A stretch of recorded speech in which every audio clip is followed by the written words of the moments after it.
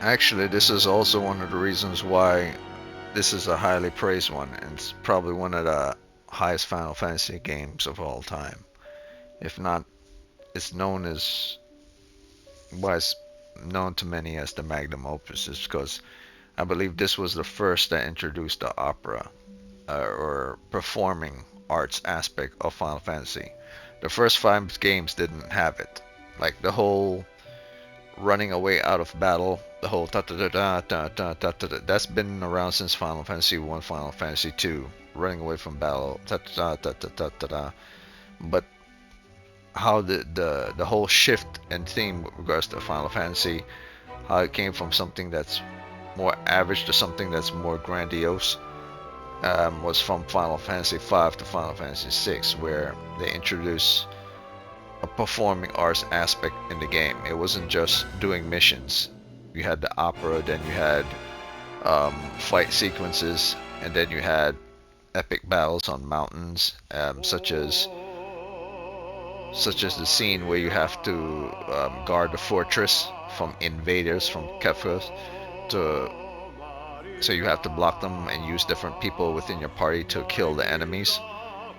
All that was present in this game before Final Fantasy VII. That's why this is the predecessor. Well, not the predecessor. This is the pre Final Fantasy VII, the magnum opus of Final Fantasy VII, or the magnum opus of all Final Fantasy games. This is the teacher to Final Fantasy learner. Because in Final Fantasy VII, I believe there's an opera scene as well. Final Fantasy VII also had like a charging the tower scenes with regards to the Condor Fortress. So many things that were part of Final Fantasy VII were taken from Final Fantasy VI. Also, many things that were taken from Final Fantasy also 9 and 10 were also taken from Final Fantasy VI as well. It's quite fascinating. A lot of people, their favorite Final Fantasy game will always be 10, and some will always be 7. But I always say to that is, well, you know, this was the game that made those games. If it wasn't for this game, those games wouldn't exist. And you could say the same for Final Fantasy 1 and 2, 3 and 4. If it wasn't for Final Fantasy 1, 2, 3 and 4, Final Fantasy 6 wouldn't exist, but that's not true. Because Final Fantasy 6 kind of pivoted away from just a typical narrative or a typical storytelling and how things are played out in the game, whereas everything was simply have a bad guy, have objectives, you have a story, follow through with the story. Whereas in Final Fantasy 6, you kind of had like these little moments placed throughout the stories that were grandiose, but also follow the story at the same time. It wasn't simply a thing that was needed in the game, such as the opera scene is not needed in the game of Final Fantasy VI, but without that in the game of Final Fantasy VI, the spectacle and gravitas of Final Fantasy VI wouldn't have been where it was. It would have just been another Final Fantasy V or another Final Fantasy IV. So that spectacle made Final Fantasy VI what it is. And it's the reason why you have many scenes in Final Fantasy VII exists, and in Final Fantasy X and in 9 exists, because it was all from Final Fantasy VI before that.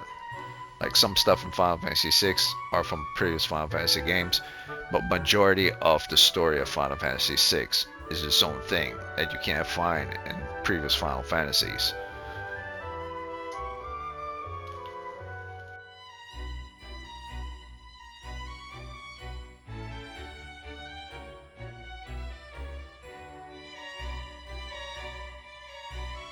Like Chocobo stuff you can find on all the Final Fantasy games 1 to 5.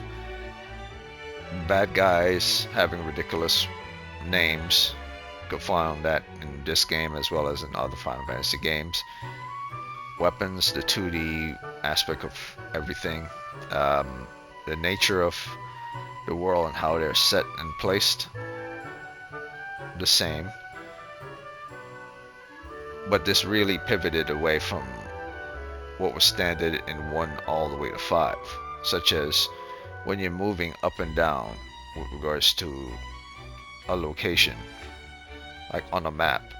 Sometimes the background will shift and move as well. Like this is 2D, but the motion with regards to the background area, if you notice, moves along with your character, like a collage or a rotoscope, like something like that. So you see it's moving. That wasn't present in Final Fantasy 1, 2, and 3. It might have been present in Final Fantasy V, but I don't remember it from Final Fantasy V. I believe that is also a thing that developed in Final Fantasy VI. So many things in Final Fantasy VI were first timers that weren't present in previous Final Fantasy games before. Especially the whole, you could now switch your map on the world map to like 3D form rather than 2D. I think the whole encounter on and encounter off thing is new. That wasn't part of the original game, but everything else I believe was. So yeah, if it wasn't for Final Fantasy VI, I don't think 7 would have been as great as it was, or 8 or 9 or 10. All aspects from this game were taken at certain segments and channeled in what were the best things that made Final Fantasy VI succeed, and they used it in Final Fantasy VII. What were the best things that made things succeed in Final Fantasy VII? They used it in Final Fantasy IX and Final Fantasy X. What were the best things that made Final Fantasy IX and 10 succeed? They used it in Final Fantasy 14 and Final Fantasy 15. But in all truth, the original source of those things came from Final Fantasy VI. They just made those things far better as different Final Fantasies arrive. So there are a lot of original things that happen, like the opera is an original thing of Final Fantasy VI. And in Final Fantasy 7, 10, moving on forward, anything that has to do with performing arts or opera, that's a predecessor or predecessors of Final Fantasy VI. So you cannot not give Final Fantasy VI its props, because if it wasn't for this game, all those other games that came down the road wouldn't be even near to the popularity they were. Not even close. That's why this is my favorite game, because you're seeing the original of those concepts that you find in 7, 10, and even some in 12 as well. Those original concepts first started here. In here and in 5. But I believe mostly here.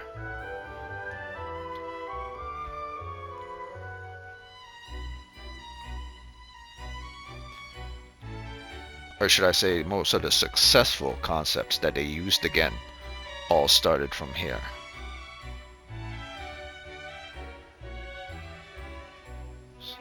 So this is the one that you would want to purchase.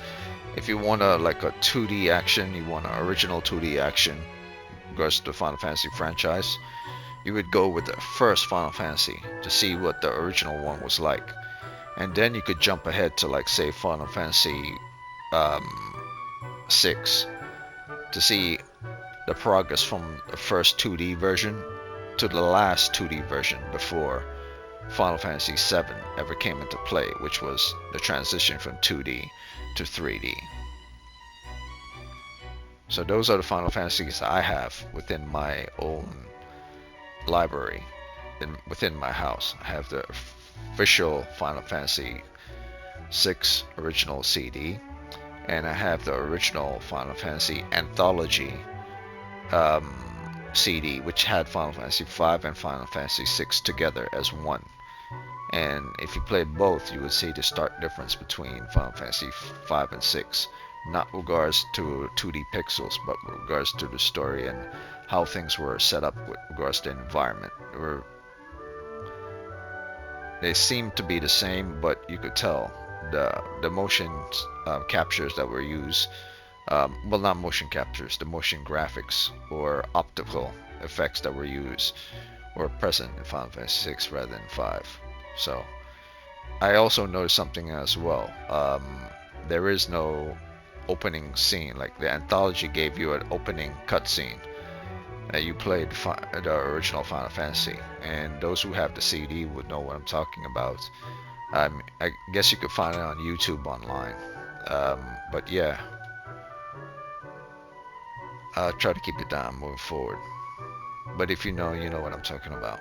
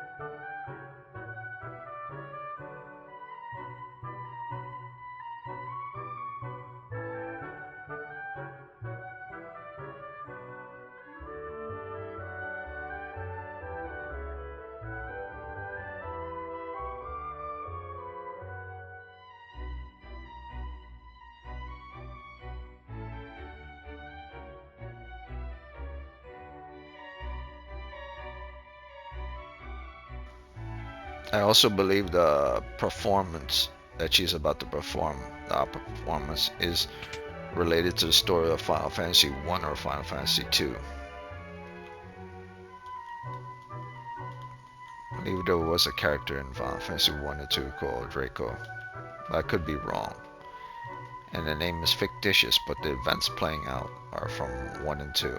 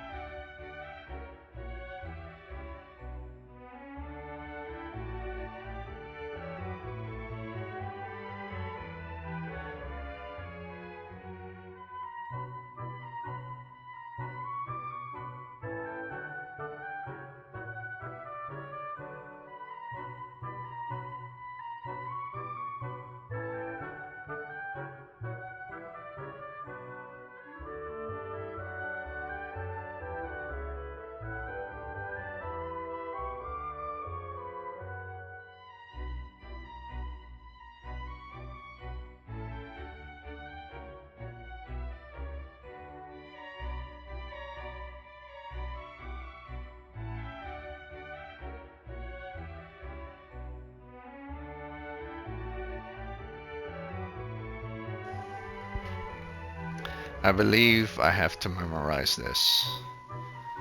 Um, I don't think I'll get it right, but you have to memorize the whole score and remember it.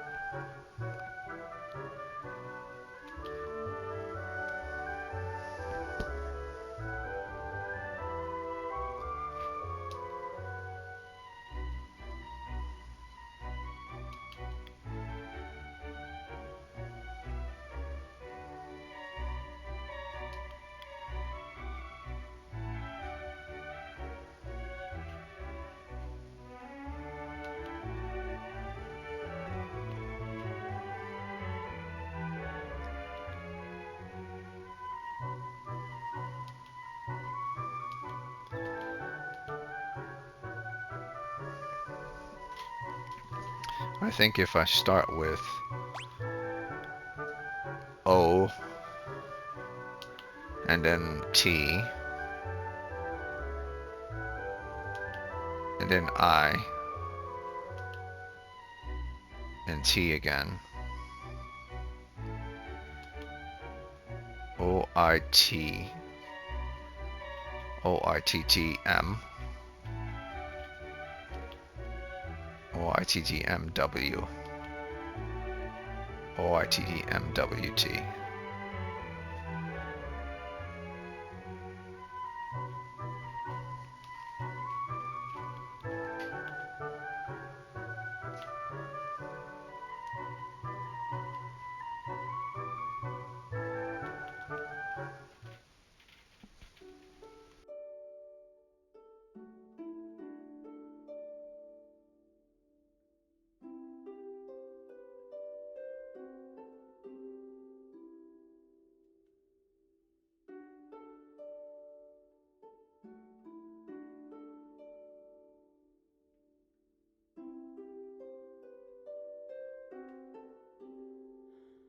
Oh, my hero, my beloved, shall we still be made to part?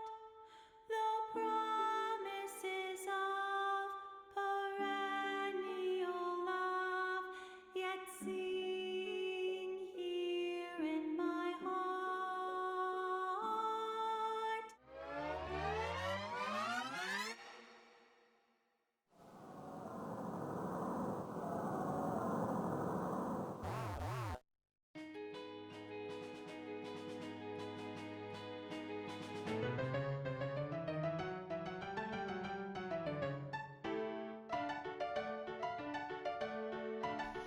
Well, the O-I-T-T-M-W didn't work. You have to remember the words word for word, which is pretty hard.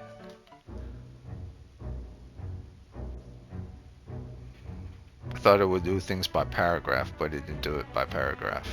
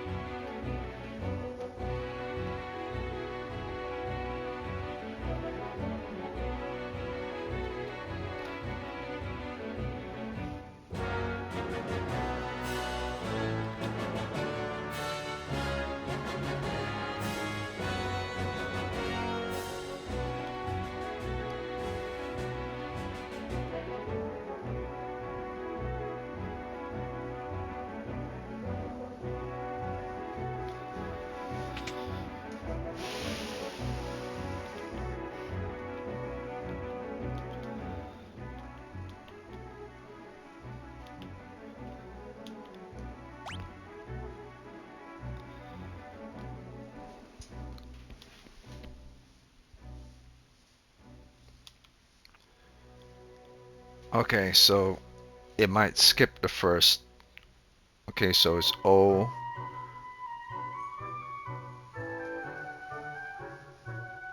Wait a minute, I was right.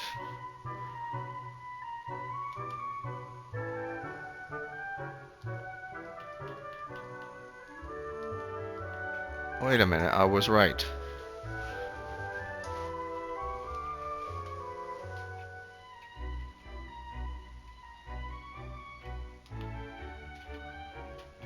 Wait a minute. No, I was wrong. It's O. And then I skipped this one. And I went to straight to I. And then I skipped this one.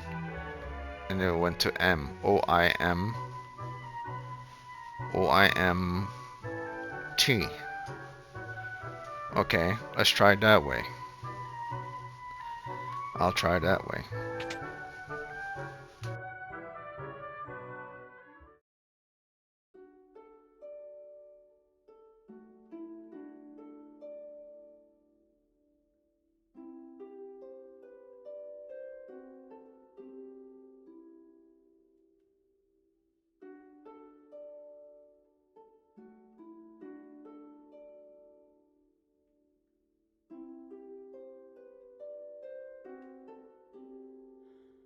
Oh, my hero, my beloved, shall we still be made to part? Though promises of perennial love yet sing here in my heart. I'm the darkness, you're the starlight, shining brightly from afar. Through hours of despair, I offer this prayer to you, my evening star. Must my final vows exchanged be with him and not with you? Were you only here to quiet my fear? Oh, speak, guide me anew.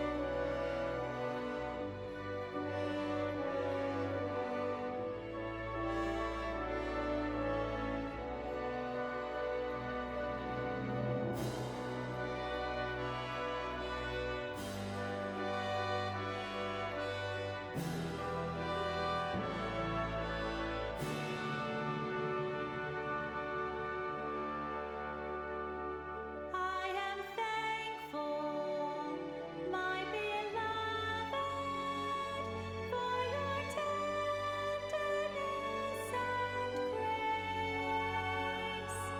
I see in your eyes, so gentle and wise, all doubts and fears erased. Though the hours take no notice of what fate might have in store, our love, come what may, will ne'er age a day. I'll wait forevermore.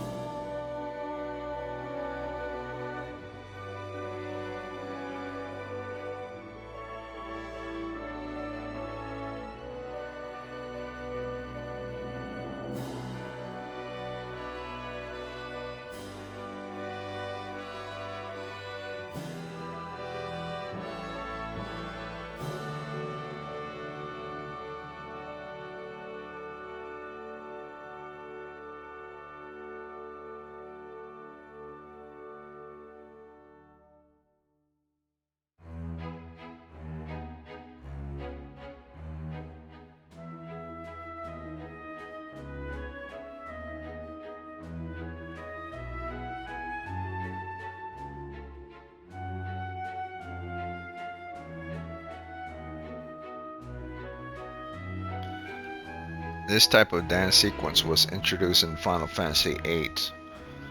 with Squall and Renoa, and also an outside in the performance with Ultimecia. A lot of things were taken from Final Fantasy VI.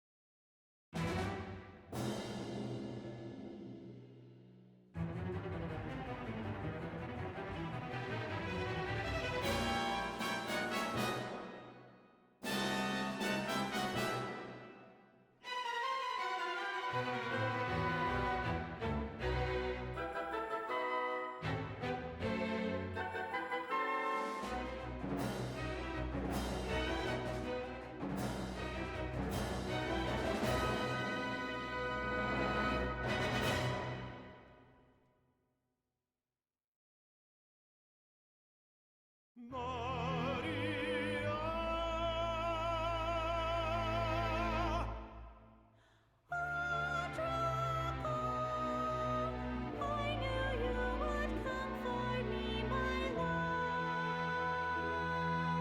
Insolent rogue, knave of the Western Hall, you would address my queen to be Maria. Yes, sir, you have Maria's hand. I would die before that day comes. Then it's a duel